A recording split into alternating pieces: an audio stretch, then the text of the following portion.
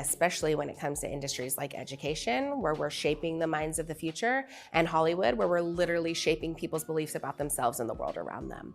Those are two areas where we really need inclusion on a grand scale to really help people bring that out in themselves and each other. But now we're at a point where like, it's really important to be color conscious, right? To understand the differences between us, to talk about not only what race means, but what being anti-racist means. That it's this thing that operates in America that, yes, is race a social construct?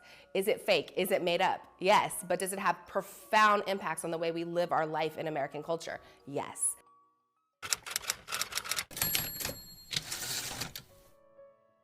I want to be a strong woman for my daughter because I do want to show her that whatever obstacles we face or whatever society tells us we can or can't do, like they have no say. She is her own person and it is her own life, and whatever she wants to do, she'll be able to do it. My job is also to inspire the generations of women that come after me. I always tell my team that when I leave, I want them to be the ones replacing me. I want more women to come through the workforce and not only be middle management, but be senior executives. There's not enough women sitting at board of directors positions. There's not enough women on VP, EVP, or in the C-suite. It is our responsibility as women to hold the hand of those that come after us and leave a path that is open.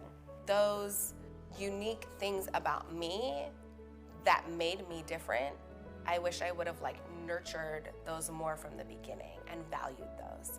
I wish that that moment that I felt when Sister Suzanne looked at me and was like, I like you, you get it, that I had liked that about myself my entire life, right?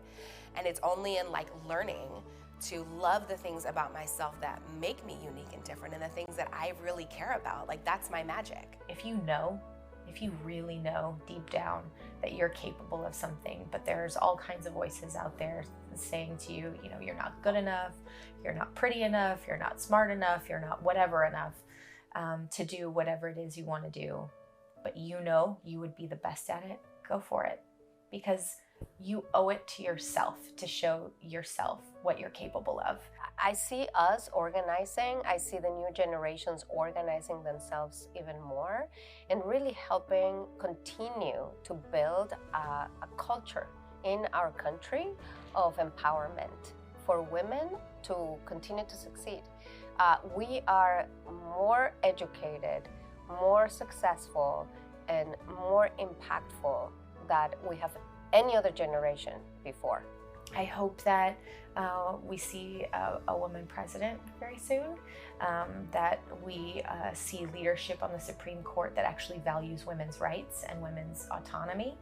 I hope that we see equity in Congress, that we see leadership that is reflective of the diversity of our country and actually adheres to the values and the goals that we wish to see in forming a more perfect union in the United States.